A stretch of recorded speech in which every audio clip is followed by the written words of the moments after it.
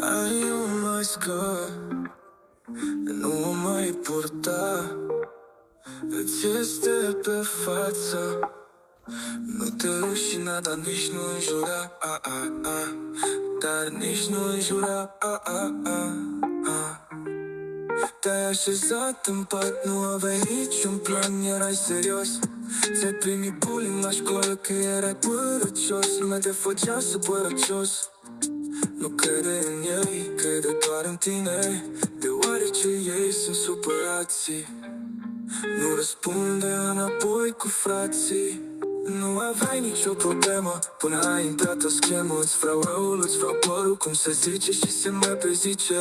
Nu te mai uita la ei în față. Vulpea schimbă blană, dar culoarea bapa. Sper că ți-au fost de folos, nu uita.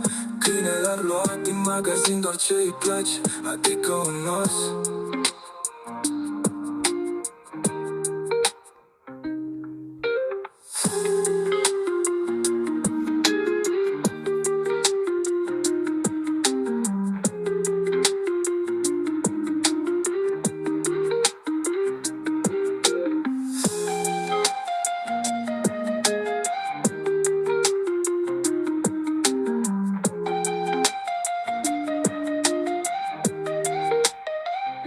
Ai uitat, câinele a luat din magazin doar ce îi place, adică un os.